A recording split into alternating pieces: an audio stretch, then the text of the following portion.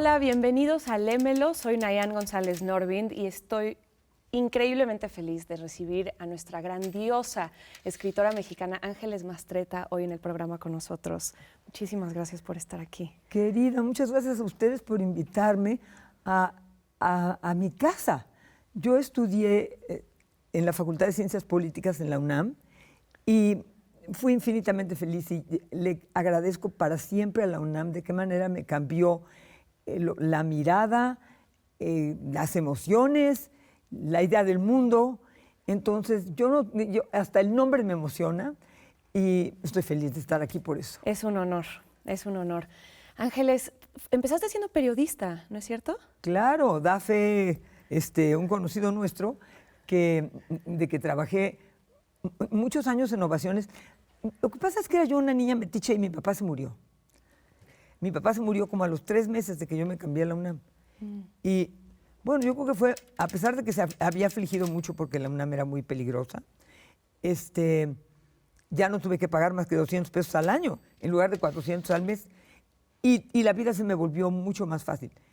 Y tuve profesores extraordinarios de periodismo y literatura, psicoanálisis y periodismo, redacción periodística, comunicación, todos eran buenísimos y muy generosos. Entonces, cuando yo necesité trabajar, el primero fue, ¿puedo contar todo esto? ¿Da tiempo? Por favor. Bueno, el primero fue mi amigo Gustavo Sáenz. Se volvió mi amigo, pero en principio era mi profesor. Y en una de esas nos dijo, mañana, por favor, me hacen el reportaje de un coche que choque. Un choque.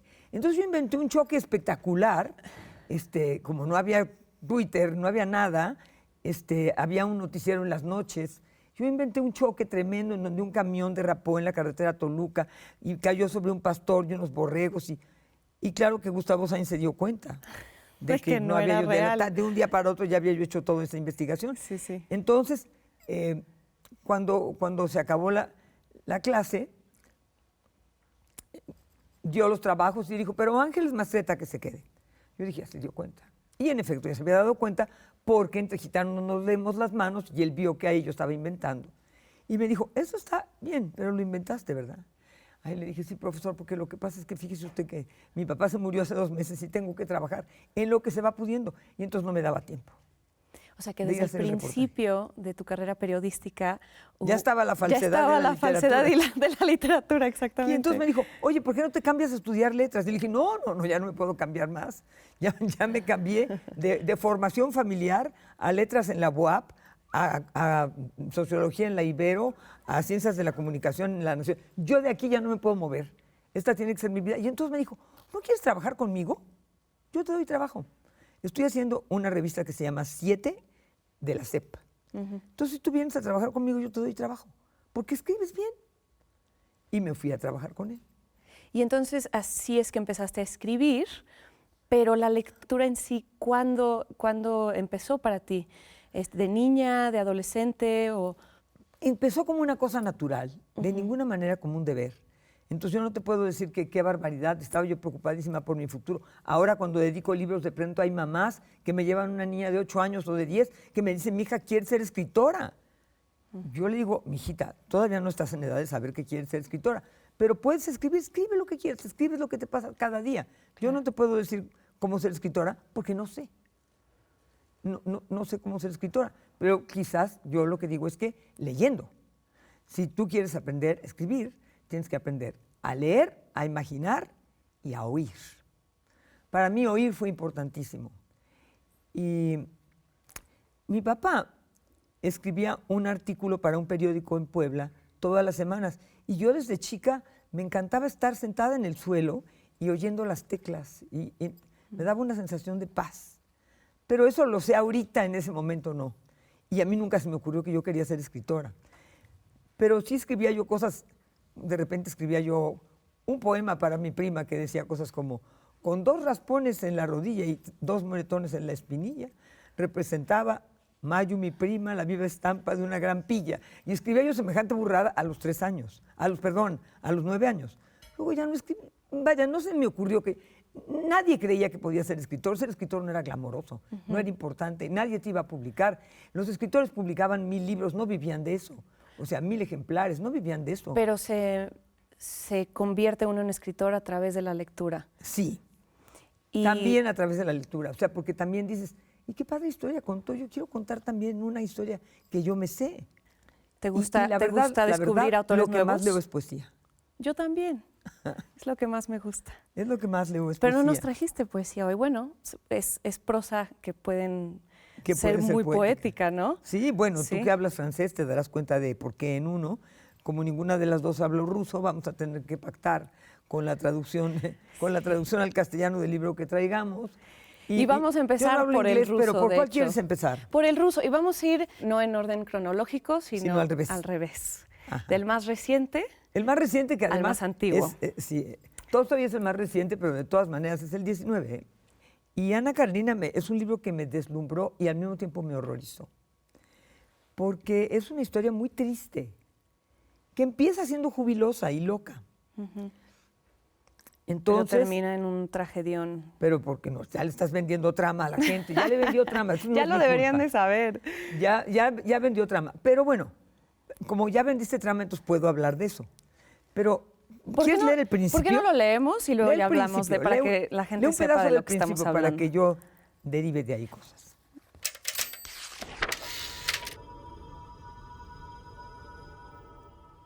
Todas las familias felices se parecen unas a otras. Cada familia desdichada lo es a su manera. Reinaba la confusión en casa de los Oblonsky.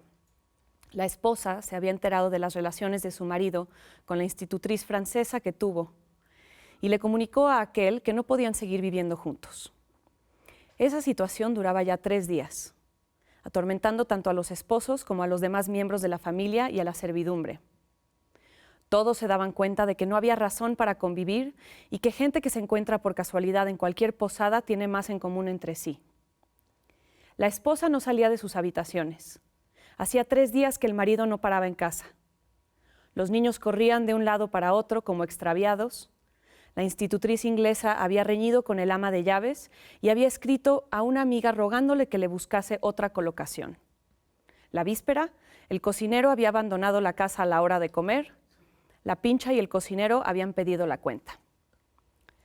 3 días después del altercado, el príncipe Stepan Arkadich Oblonsky, Stiva, como le llamaban en sociedad, se despertó a la hora acostumbrada, es decir, a las 8 de la mañana, no en la alcoba conyugal, sino en su despacho, sobre el sofá de cuero. Volvió su cuerpo, grueso y acicalado, sobre los muelles del diván, como deseando dormirse de nuevo, y abrazó la almohada, apretándola contra su mejilla. Pero de repente se sentó de un salto y abrió los ojos. Pero, ¿cómo era aquello?, pensó, recordando el sueño que había tenido. ¿Cómo era aquello? Ah, sí. Alavín daba una comida en Darmstadt. No en Darmstadt, sino en un lugar americano. Bueno, pero en el sueño Darmstadt se hallaba en América. Sí, Alavín daba una comida en mesas de cristal y las mesas cantaban Il mio tesoro. Tal vez no fuera Il mio tesoro, sino algo mejor. Y había unas garrafitas que resultaron ser mujeres. Los ojos de Stepan Arkadich brillaron alegremente y, sonriendo, se sumió en reflexiones. Sí, aquello estaba muy bien. Y había muchas más cosas magníficas, pero no podían expresarse con palabras ni pensamientos, ni estando despierto. Al darse cuenta de un rayo de luz que penetraba por un lado de la cortina de paño, bajó alegre los pies, buscando con ellos las zapatillas adornadas de cordobán dorado que le había hecho su mujer el año anterior, como regalo de cumpleaños. Y según costumbre suya, desde hacía 9 años, sin levantarse, alargó el brazo en dirección al lugar donde solía estar su batín en el dormitorio. Entonces recordó súbitamente por qué no dormía en la alcoba conyugal. Desapareció la sonrisa de su rostro y frunció el ceño. Ay, se lamentó recordando lo que había sucedido. Se le representaron de nuevo todos los pormenores de la disputa con su esposa, lo insoluble de su situación y su propia culpabilidad, cosa que le atormentaba más que nada. No, no me perdonará, no puede perdonarme. Y lo más horrible es que tengo la culpa de todo, pero no soy culpable. En esto está la tragedia. Ay, ay, ay, repetía desesperado, recordando las impresiones más dolorosas de la disputa. Lo más desagradable había sido aquel momento en que, al volver del teatro, alegre y satisfecho, trayéndole una espléndida pera a su esposa, no la encontró en el salón ni en el despacho, cosa que le sorprendió, sino en el dormitorio, con aquella funesta esquela que le había revelado todo. Dolly, siempre diligente, llena de preocupaciones y tan limitada, según pensaba Oblonsky, se hallaba sentada con la esquela en la mano y le miraba con expresión de ira, de horror y de descorazonamiento. ¿Qué es esto? ¿Qué es esto?, le preguntó, mostrándole la esquela. Al recordarlo, lo que más le dolía, según ocurre a menudo, no era tanto el hecho en sí, como la forma en que contestó a su mujer. En aquel instante le sucedió lo que a toda persona que se ve obligada a confesar algo vergonzoso. No supo adoptar una expresión adecuada a la situación en que se encontraba. En lugar de ofenderse, negar, justificarse, pedir perdón o mostrar indiferencia, cualquier cosa hubiera sido mejor. De repente apareció en su rostro de un modo involuntario, reflejos cerebrales, pensó Stepan Arkadich, que era aficionado a la fisiología, completamente involuntario su sonrisa, habitual, bondadosa y estúpida. No podía perdonarse aquella sonrisa absurda. Al verla, Dolly se estremeció como a causa de un dolor físico. Estalló con peculiar vehemencia en un torrente de palabras duras y después salió corriendo de la habitación. Desde entonces no quiso ver más a su marido. Aquella estúpida sonrisa es la culpable de todo. ¿Pero qué hacer? ¿Qué hacer?, se preguntaba Stepan Arkadich sin hallar respuesta. Pues, a ver, ¿quieres que comente lo que...? Miren, yo voy a decirle también al público, pero mira, yo quería encontrar el momento en que Ana Karenina, bueno, voy a contar qué sigue. ¿Y por qué El loco de Tolstoy empieza, yo lo diría de otra manera, en otra edición lo dice de otra manera, porque lo dice más fácil. Dice, todas las familias felices se parecen entre sí, en cambio las infelices lo hace cada uno a su manera. Y entonces ahí entra a contar por qué su familia tiene un momento de infelicidad y está divinamente bien contado. A él le da risa haber sido infiel, el brote de su risa lo cuenta completo, porque Oblonsky es un fresco, desobligado. Al mismo tiempo quiere a su mujer y está contento en su casa. Entonces, con mucha naturalidad, el adulterio lo vivía con una enorme naturalidad y no había mayor catástrofe. Entonces, que su mujer hiciera una catástrofe, ¿qué dijo? Voy a llamar a mi hermana Ana, que vive en San Petersburgo, y Ana va a venir aquí y la va a calmar. Entonces, ahí empieza ese libro. Cuando Ana, enfrentada a esto, dice, bueno, deja a su marido, que es un horror, con el que se aburre muchísimo, y se va de San Petersburgo a Moscú. Pero lo interesante es que la obra, toda la novela habla de Ana Karenina, que es una mujer, pero empieza hablando de un hombre, y de entrada ya nos muestra el contraste entre cómo la sociedad percibe y condena o no condena el adulterio en el hombre versus en la mujer. Ana, en el tren, de regreso, yendo a la casa de su hermano a solucionar este problema, que iba a resolver diciendo, bueno, no te pongas en ese plan, mira, la verdad es que ya sabes tú que él es un fatuo y un loco, pero te quiere mucho y tienes aquí tus hijos y esta casa, bla, bla, bla. Entonces, Ana, en el tren, que es la escena que quería yo encontrar, pero lo que pasa es que no la encontramos porque es muy larga. En el tren ve de lejos a una señora grande con un perrito y platica con ella y lo que sea, y le cuenta que viene a ver al hermano, lo que tú quieras. Y luego hay un momento en el que el hijo, Ana ve al hijo de la señora que va por él. Y ahí Ana se desconcierta frente a ese hombre muy guapo, más joven no que ella, más joven que su esposo, y ya, solo lo ve como pasar. Y se va a solucionar el problema con Dolly, que ya sabremos después de qué se trata. Lo que sucede es que cuando ella llega ahí, topa con el príncipe Vronsky, que es un horror. No, al principio es un encanto. y Ana se enamora de él y uno como lector también. ¿Qué pasa después? Que Ana se enamora de más. Y entonces todo el mundo se da cuenta.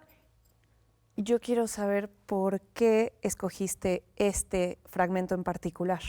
¿Por qué escogí el principio? Sí. Porque para que fuera fácil escogí los 3 principios. Y entonces ahí no dio tiempo, yo creía que sí, porque se van olvidando los libros.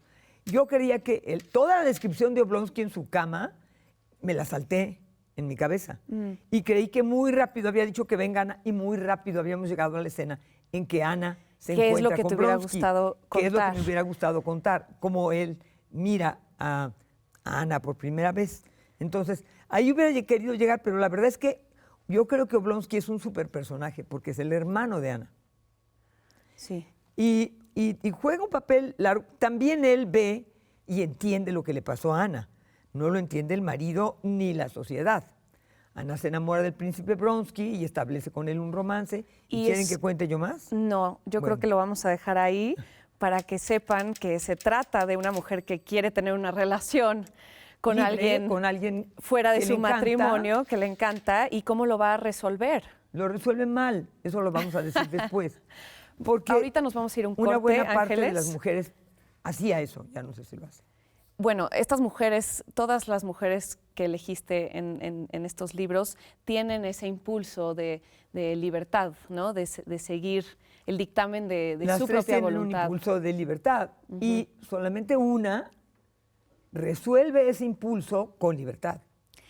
Vamos a ver cuál. Vamos a ver cuál y vamos a seguir leyendo de estas heroínas del siglo XIX aquí en Lémelo, no se lo pierdan.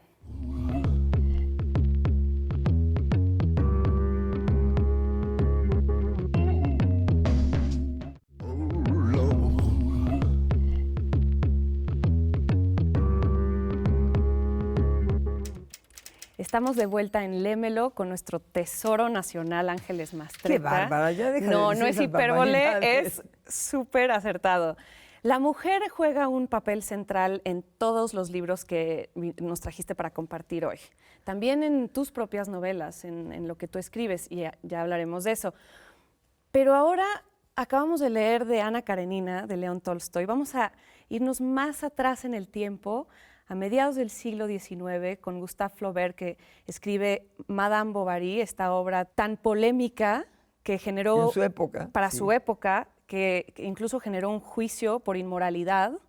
Del que salió bien librado. Del que salió bien librado, cuyo principal oponente, Monsieur Pinard se llamaba, luego, unos años después, fue quien se fue en contra de Las Flores del Mal, de Baudelaire. No lo dudo. Entonces, estamos hablando de el pedazo de chisme más choncho de la época. Claro, eso te pasa a ti porque fuiste al colegio francés y lo sabes. Y todo esto sí, es de lo que heredé.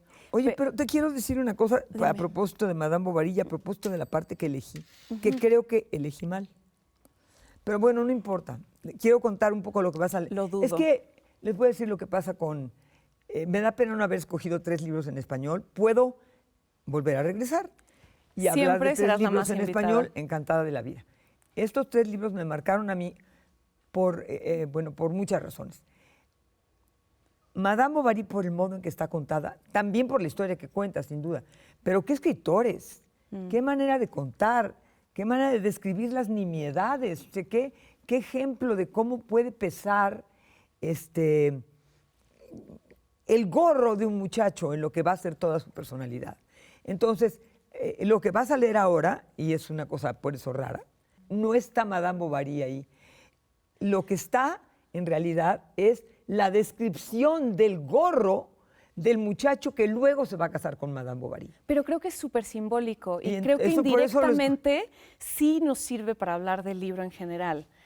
¿Quieres que lo leamos de Sí, una vez? Y léelo, luego ya bueno, hablamos. como lo que quieras. Ok. Pero quiero decirte que cuando lo leas, quiero que la gente se fije, y que, bueno, tú te fijes y yo también, en el modo... Bueno, Flaubert tardó muchos años en escribir ese libro, se torturó horrores, al mismo tiempo se divertía muchísimo, y dijo esa célebre frase que es, Madame Bovary soy yo.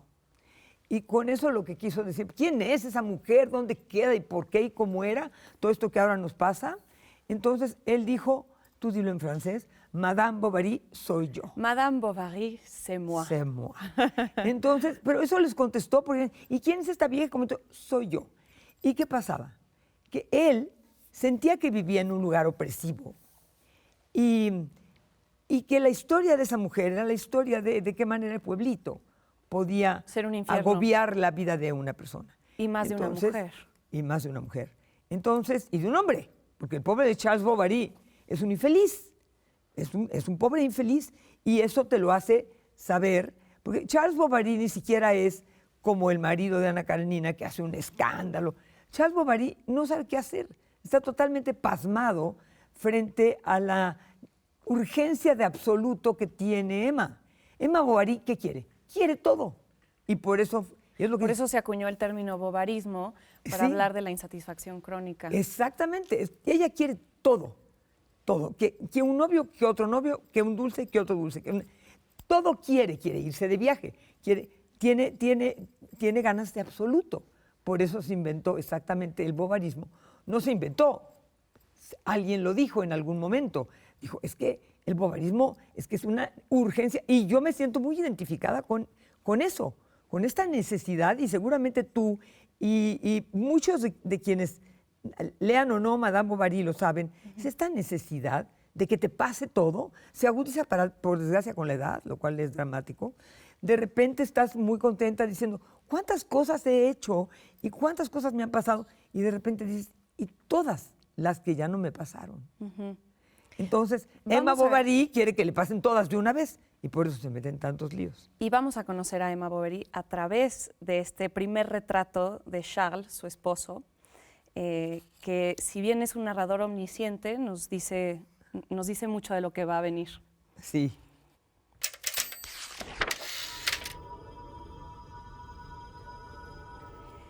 Estábamos en el estudio cuando entró el director seguido por un chico nuevo vestido de burgués y un profesor que llevaba un gran escritorio. Los que estaban dormidos se despertaron y todos se levantaron como si estuvieran sorprendidos por su trabajo. Entonces el director nos hizo una seña para que nos sentáramos de nuevo y luego, volviéndose al profesor, dijo: si su trabajo y conducta son meritorios, pasará a los grados superiores donde su edad lo requiera. El chico nuevo estaba en un rincón detrás de la puerta, de modo que apenas se le podía ver. Era un joven de campo, de unos 15 años y más alto que cualquiera de nosotros. Llevaba el pelo cortado a lo largo de la frente, como un cantor de pueblo. Parecía sensato y muy torpe. Aunque no era de hombros anchos, su traje de paño verde con botones negros debía ser un estorbo para él. Mostraba a través de la hendidura de las carátulas sus muñecas rojas que solían estar desnudas. Sus piernas, con medias azules, sobresalían de un pantalón amarillento muy ceñido por los tirantes y llevaba unos zapatos fuertes, mal lustrados y con clavos. Las lecciones comenzaron a ser recitadas. Él escuchaba con todo su esfuerzo, atento como si fuera un sermón, sin atreverse siquiera a cruzar los muslos o a apoyarse en el codo. Y a las 2, cuando sonó la campana, el director de la escuela se vio obligado a decirle que se colocara con nosotros en las filas. Cuando íbamos a la escuela, tirábamos las gorras al suelo para tener las manos más libres. Teníamos que tirarlas debajo del banco al cruzar la puerta para golpear contra la pared y hacer mucho polvo. Así era. Pero o no se había dado cuenta de esa maniobra o no se había atrevido a someterse a ella. La oración había terminado y el nuevo chico seguía sosteniendo su gorra sobre sus 2 rodillas. Era uno de esos tocados compuestos en los que se encuentran los elementos de la gorra peluda, la chascás, el sombrero redondo, el gorro de nutria y el gorro de algodón, finalmente, una de esas pobres cosas cuya muda fealdad tiene profundidades de expresión como la cara de un imbécil. ¿Ven? Era ovoide e hinchado de ballenas y comenzaba con 3 cordones circulares. Luego alternaba, separados por una banda roja, rombos de terciopelo y pelo de conejo. Pobrecito. Después venía una especie de bolsa que terminaba en un polígono de cartón cubierto con un complicado bordado de soutache y del que colgaba, al final de un largo y demasiado fino cordón, una pequeña cruz de hilo rojo, a modo de bellota. Era nuevo. La víscera brillaba. «Levántate», dijo el profesor. Se levantó y se le cayó la gorra. Entonces toda la clase se rió. Él se inclinó para recogerla y un vecino le dio un codazo. así que la volvió a recoger. «Deshazte de tu casco», dijo el maestro, que era un hombre ingenioso. Hubo una sonora carcajada por parte de los estudiantes y el pobre muchacho quedó tan desconcertado que no sabía si mantener la gorra en la mano, dejarla en el suelo o ponérsela en la cabeza. Se sentó y la puso en su regazo. «Ponte de pie», dijo el profesor, «y dime tu nombre». El nuevo hombre pronunció un nombre ininteligible con voz tartamuda. «Repítelo». Se escuchó el mismo balbuceo de sílabas, ahora tapado por los abucheos de la clase. «Más alto», dijo el maestro, «más alto». El chico nuevo, con extrema resolución, abrió la boca de par en par y gritó a pleno pulmón, como si quisiera llamar a alguien, la palabra «Charbovary». Era un barullo que saltaba y se elevaba hasta alcanzar un crescendo con estallidos de voces agudas. Aumentaban, ladraban, zapateaban y repetían «Charbovary, Charbovary». Luego se alejaba en notas aisladas, se calmaba con gran dificultad y a veces se reanudaba repentinamente en la línea de un banco donde todavía sobresalía alguna risa sofocada aquí y allá, como un petardo mal apagado.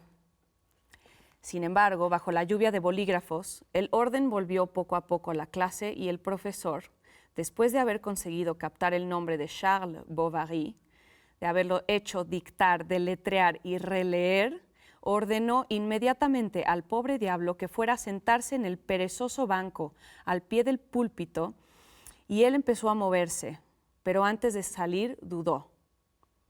«¿Qué buscas?», dijo el profesor. «Mi chap», dijo tímidamente el recién llegado mirando a su alrededor con ansiedad. «500 versos a toda la clase», exclamó una voz furiosa deteniendo una nueva ráfaga de viento como el quo cego.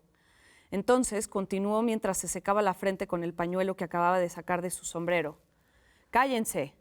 En cuanto a ti, chico nuevo, copiarás 20 veces la frase ridiculus sum». ¡Qué horror! Luego, con una voz más suave, dijo: «Estoy seguro de que podrá encontrar su sombrero. No se lo han robado». ¿Ves? Claro que mucha de la gente que nos ve va a decir, oigan, ¿y por qué tengo que empezar a leer de esta mujer? ¿Y por qué tengo que hablando del gorro del marido gorro y de los detalles tan de todo? raros? Pero es porque era del movimiento del realismo en el siglo XIX. Y Claro. él, Flaubert, Zola, Maupassant. Y estaban empeñados en describir las cosas hasta las últimas consecuencias. ¿Cuánto tiempo dedicó a hacer la descripción? Yo no sé, muchos días, ¿eh? A contar ese gorro que inventó tan La versión loco. del siglo XIX de la reality TV. Bueno, hay otra cosa que es increíble. Fíjense que en esas épocas, ser burgués era ser chafa. Claro, si Cuando no eras dice, noble, no eras llegó nadie. vestido de burgués. Eras como diciendo, comerciante y no eras de nada. un pobre diablo. Entonces, llegó vestido de burgués y llega con ese gorro y con esa actitud, y a lo largo de toda su vida, el pobre de Charles Bovary no hace más que permanentemente el ridículo. Pero a mí lo que me impresiona es que al describirnos a Charles Bovary, ya nos pone del punto de vista de Emma, que no lo va a soportar Nunca, unas porque- hojas después, unas páginas después, ¿no? O sea, Sí. te genera la misma desesperación que le va a generar a ella, y entonces, pues, logra suscitar la empatía del lector con la protagonista, aún sin haberla presentado. Claro, porque no, a ver, este muchacho inútil, que Sí. no puede ni decir su nombre, Sí. ¿con quién? ¿Será él el que se va a casar con Emma Bovary? ¿Por qué se llama Madame Bovary? Entonces, cuando descubres que sí, y que ese pobre hombre, de veras, es decir, no, ¿cómo abusaron de todo ese bullying que el maestro permite? Es en el siglo bullying que XIX? Emma le va a hacer después. Pero el bullying que les hacen sus compañeros, pero todos, porque llegó el niño nuevo y son una bola de hijos de la fregada. Ahorita eso no se permitiría, ni de chiste con el niño nuevo. No digo que no se lo quisieran permitir los niños, quiero decir que ya es está muy dicho que tú no le puedes hacer eso. El profesor bulea al niño, párate, siéntate, escribe 50 veces soy un idiota.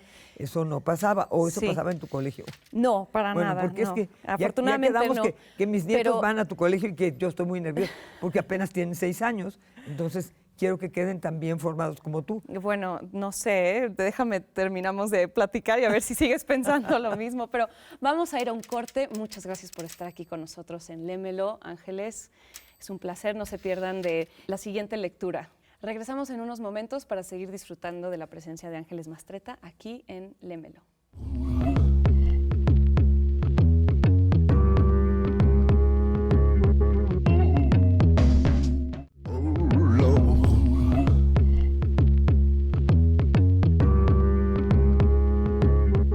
Bienvenidos de vuelta a Lémelo. Aquí estamos con Ángeles Mastretta, a punto de leer de su tercer libro que nos comparte hoy.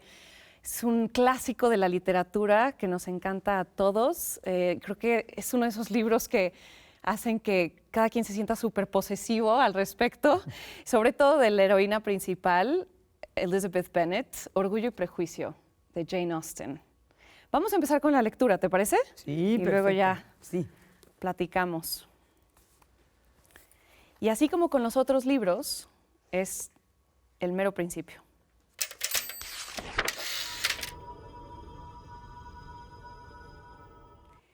Es una verdad mundialmente reconocida que un hombre soltero, poseedor de una gran fortuna, necesita una esposa. Sin embargo, poco se sabe de los sentimientos u opiniones de un hombre de tales condiciones cuando entra a formar parte de un vecindario. Esta verdad está tan arraigada en las mentes de algunas de las familias que lo rodean, que algunas le consideran de su legítima propiedad y otras de la de sus hijas. Mi querido señor Bennet, le dijo un día a su esposa, ¿sabías que por fin se ha alquilado Netherfield Park? El señor Bennet respondió que no. Pues así es, insistió ella. La señora Long ha estado aquí hace un momento y me lo ha contado todo. El señor Bennet no hizo ademán de contestar. ¿No quieres saber quién lo ha alquilado?, se impacientó su esposa. Eres tú la que quieres contármelo, y yo no tengo inconveniente en oírlo. Esta sugerencia le fue suficiente. Pues sabrás, querido, que la señora Long dice que Netherfield ha sido alquilado por un joven muy rico del norte de Inglaterra, que vino el lunes en un landó de 4 caballos para ver el lugar y que se quedó tan encantado con él que inmediatamente llegó a un acuerdo con el señor Morris, que antes de San Miguel vendrá a ocuparlo y que algunos de sus criados estarán en la casa a finales de la semana que viene. ¿Cómo se llama? Bingley. ¿Está casado o soltero? Oh, soltero, querido, por supuesto. Un hombre soltero y de gran fortuna. 4 o 5 mil libras al año. ¡Qué buen partido para nuestras hijas! ¿Y qué? ¿En qué puede afectarles? Mi querido señor Bennet, contestó su esposa, ¿cómo puede ser tan ingenuo? Debe saber que estoy pensando en casarlo con una de ellas. ¿Ese es el motivo que le ha traído? Motivo, tonterías, ¿cómo puedes decir eso? Es muy posible que se enamore de una de ellas y por eso debes ir a visitarlo tan pronto como llegue. No veo la razón para ello. Puedes ir tú con las muchachas o mandarlas a ellas solas, que tal vez sea mejor. Como tú eres tan guapa como cualquiera de ellas, a lo mejor el señor Bingley te prefiere a ti. Querido, me adulas. Es verdad que en un tiempo no estuve nada mal, pero ahora no puedo pretender ser nada fuera de lo común. Cuando una mujer tiene 5 hijas creciditas, debe dejar de pensar en su propia belleza. En tales casos, a la mayoría de las mujeres no les queda mucha belleza en qué pensar. Bueno, querido, de verdad, tienes que ir a visitar al señor Bingley en cuanto se instale en el vecindario. No te lo garantizo. Pero piensa en tus hijas, date cuenta del partido que sería para una de ellas. Sir William y Lady Lucas están decididos a ir y solo con ese propósito. Ya sabes que normalmente no visitan a los nuevos vecinos. De veras, debes ir, porque para nosotras será imposible visitarlos si tú no lo haces. Eres demasiado comedida. Estoy seguro de que el señor Bingley se alegrará mucho de veros. Y tú le llevarás unas líneas de mi parte para asegurarle que cuenta con mi más sincero consentimiento para que contraiga matrimonio con alguna de ellas, aunque pondré alguna palabra en favor de mi pequeña Lizzie.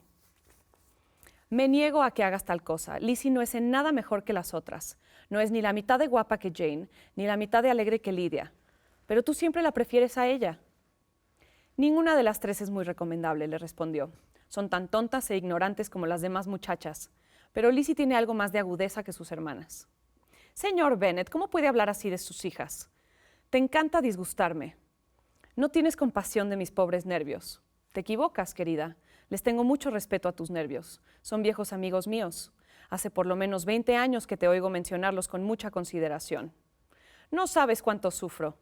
Pero te pondrás bien y vivirás para ver venir a este lugar a muchos jóvenes de esos de 4,000 libras al año. No serviría de nada si viniesen esos 20 jóvenes y no fueras a visitarlos. Si depende de eso, querida, en cuanto estén aquí los 20, los visitaré a todos.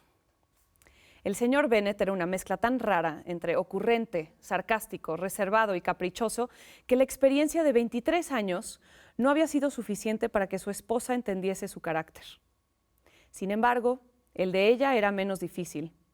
Ella era una mujer de poca inteligencia, más bien inculta y de temperamento desigual.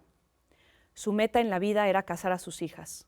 Su consuelo, las visitas y el cotilleo. Vamos a ver, mis recomendaciones del siglo XIX me están resultando muy contraproducentes porque como esto, como hacen, tienen que describir el mundo con tanto detalle, pues no han llegado a donde también queremos que lleguen. Pero no importa, esos principios son maravillosos. Aquí yo desde el principio discrepé cuando elogié de una cosa. Claramente en inglés dice, es una verdad universalmente conocida, no mundialmente conocida. ¿Por qué no traduce universalmente el traductor? ¿Por qué se quiere poner creativo? Cuando hacen esas cosas... Esas sutilezas cambian el significado. ¿Pero cómo? Bueno, universalmente es mucho más bonito que mundialmente. Pero ¿cuál es la importancia de esa primera frase en una novela? Crucial. ¿Y tú, qué importancia Toda le das la novela a tus pende de primeras ahí. frases, de las novelas que has escrito? ¿Esa primera frase te sale como, o sea, al principio de tu proceso de escritura, o vuelves? ¿Vuelves o se te ocurre? Sí vuelves. Voy a ir a Arráncame la vida, que es un libro más leído que otros. Pero yo escribí Arráncame la vida de manera muy desordenada. Entonces escribí primero el final, luego el principio, luego lo del medio. Y del mero principio, que yo ya sabía cómo era, que es que empieza en que se conocen, y que cuando veo estos principios digo, bueno, también encaja ahí, que es, ese año pasaron muchas cosas en este país, entre otras, Andrés y yo nos casamos. Si te fijas en esto, entré muy rápido. Y sin embargo, si bien recuerdo, la película de Arráncame la vida sí empieza así. tal cual. Claro, porque Arráncame la vida está contada de una manera auténticamente como había una vez y hasta el final. Sí. Esa es una cosa que probablemente le pasa a uno una vez en la vida. ¿Te O no sé. gustó la adaptación? O sea, ¿Estuviste involucrada en la adaptación cinematográfica de Arráncame la vida? Sí, me gustó mucho hacerla. Vaya, por hacerla quiero decir, Robert Schneider llegó un momento en que me dijo, ¿sabes qué? No puedo bien con este guión, hay cosas que no estoy entendiendo. Y entonces vino con el guión y coescribimos el guión. Pero yo ahí me equivoqué, porque no leí el libro. Y hacía 20 años que no lo leía. Claro. Y entonces el libro, bueno, ni modo, el director fue Roberto y a mí me gustó mucho esa película. Pero el personaje principal, dado el actor también, dado Jiménez Cacho, el personaje principal, el hombre, no era el personaje principal. El personaje principal de ese libro es Catalina. O sea, estás diciendo que Jiménez Cacho se robó. Sí, se robó. Sí. Sí, o sea, y avasalló. Sí. Y entonces, y además, en el libro también el personaje avasalla todo el tiempo. Lo que pasa es que está la voz de ella, y la voz de ella está contando con ironía, hilaridad y a veces desprecio a este personaje. O sea que los hombres de este libro dependen de Catalina, depende del modo en que los cuenta. Pero bueno, estábamos... Y de la misma forma, estábamos hablando de Orgullo y hablando Prejuicio. de nuestro libro, uno de nuestros libros predilectos, veo que también tuyo. También. Y de mucha gente que no necesariamente leyó el libro, pero sí vio alguna de las muchas versiones sobre Orgullo y Prejuicio que hay. Tú dijiste en una entrevista, cuanto más pronto se entrega un libro de Jane Austen, con más alegría se contagia. Sí, ¿A qué edad te entregaron a ti tu primer libro de Jane Austen? No me lo vas a creer. Después de haber escrito Arráncame la vida. No. ¿Y fue Orgullo y Prejuicio? Sí, fue Orgullo y Prejuicio. Por ejemplo, los ingleses hablan de Dickens como el fundador de la novela inglesa. Y Jane Austen escribió antes que Dickens. Yo creo que una de las claras fundadoras de la novela inglesa fue Jane Austen. Y su juego para contar. Ella escribía sus libros para contárselos a sus hermanas. Ella era una narradora esencial y además era muy libre y muy suelta y no se quiso casar. Sí. No se sabe bien de quién estuvo enamorada, es probable que sí. Sí. Pero contaba esas historias un poco, era una gran observadora. Entonces, de alguna forma, ella sí era algo feminista, ¿no? Y No sabía ni se le ocurría. Pero, sí nunca estaba, se hubiera apropiado del término, pero... No, porque no lo sabía. Pero en cómo escribía... Era. Y Estaba del lado de las mujeres. De las mujeres. Y el destino que le regala a Elizabeth Bennet, sí. Contrastando al destino de las dos otras heroínas de las que hablamos hoy. Es un destino es padrísimo. Es un destino increíble. Es casi como si ese libro, estando paradójicamente habiéndose escrito antes, se hubiera escrito para contradecir a estos dos. Exactamente, sí. Bueno, parece ser que el siglo XIX lo que consideró es que estos libros estaban escritos para decirle que no a Jane Austen. Pero Jane Austen era de tal manera, o sea, ella era yo tengo mucho cariño por Jane Austen y a mí lo que me pasa, y seguramente a ti como lectora, es que los libros escritos por gente que a uno le gusta hacen que esa gente esté viva. O sea, yo no he visto a Jane Austen en la televisión, no lo necesité ni quiero. Pero le tengo un enorme cariño y cuando hablo de ella como si fuera un miembro de mi familia. Y me parece un miembro de mi familia muy inteligente y estoy muy orgullosa de que lo sea, pero te voy a contar una cosa rara. Fuimos a Austin, a una biblioteca, a la biblioteca de Austin, en donde ahora están los libros y todo lo que escribió y los manuscritos y muchas de las cosas importantes que hizo Gabriel García Márquez están en la biblioteca de Austin, que es una biblioteca que cuida muy bien todo. Bueno, pues entonces yo, cuando nos dijeron que íbamos a ir a la biblioteca, que qué libros queríamos que nos sacaran, yo dije que sí tenían algo de Jane Austen. Y entonces, bueno, pero fui a ver los libros como diciendo, bueno, hay que condescender. Y sacaron, nos enseñaron los frutos de la vid y otros libros, y unas cartas de Octavio Paz con fuentes. Y cuando sacaron el libro de Jane Austen, pues nos dijeron que no tenía tanto significado porque no era un libro que había sido... Pero era un libro que Jane le dedicó a Cassandra, dice Cassandra Austen, que es la hermana del alma de Jane, y entonces es el libro que dedicó. Y entonces yo lo veo y digo, ¿lo puedo tocar? Porque lo sacan de unos plásticos muy elegantes, ¿no? Entonces yo lo digo, ¿lo puedo tocar? Y me dicen sí. Y entonces yo pongo la mano y le digo, querida Jane. Oh. Y bueno, mira, me emociono porque es una manera de decir, bueno, aquí hay una parte de ese, lo tocó. Y a mí no me pasa eso. No soy muy de fetiches. No pensé que me fuera a pasar. Y me conmovió muchísimo porque además es una mujer de mi familia que no se casó, que se murió muy joven y que tenía un sentido del humor excepcional. Una de las cosas más bonitas que se puede leer son las cartas de Jane y Cassandra, que no vivían en el mismo lugar, sino hasta el final cuando Jane se enferma. Pero Jane se enferma a los 30 años y se muere a los 33. Como Mozart. Todo lo hacían rápido, como Chopin, como todo les pasaba rápido. Sí. Entonces, y la querida Jane escribe unas cartas a Cassandra que son muy divertidas porque es muy criticona. Entonces va contando la vida del pueblo y le va diciendo, ya sabes que fulana, que es una cursi, hace tal cosa. Sí. Tiene muchísima gracia para contar. Y nos permiten esas cartas conocerla a ella mejor, a ¿no? ellas y a sus... Claro, porque no siempre las obras nos permiten conocer al escritor. Se pueden mantener muy anónimos detrás de lo que le hacen decir a sus personajes, etcétera, ¿no? Yo sí los veo, pero porque yo estoy loca. ¿Y tú? No tiene caso que yo no tiene caso que yo te diga. ¿Tú le prestas tu propia voz a tus personajes? El personaje de Catalina, por ejemplo, ¿sientes que es portavoz Pero mira, tuya, por ejemplo, no creo. Es obra de mi mirada. Esa mujer que yo inventé no necesariamente hablaba así, pensaba así. Exacto. Porque una mujer de esa época no necesariamente hubiera hablado así.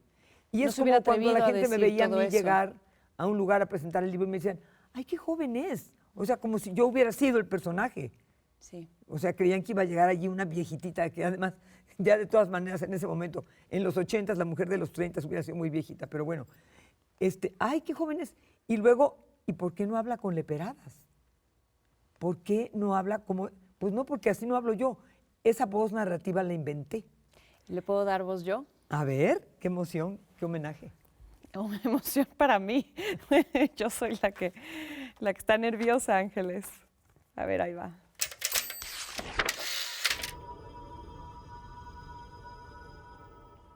Ese año pasaron muchas cosas en este país. Entre otras, Andrés y yo nos casamos.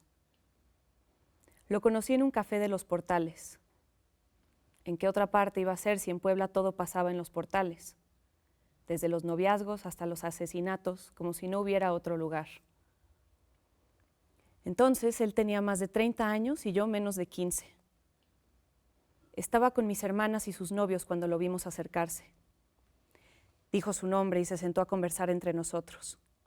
Me gustó. Tenía las manos grandes y unos labios que apretados daban miedo y, riéndose, confianza. Como si tuviera dos bocas.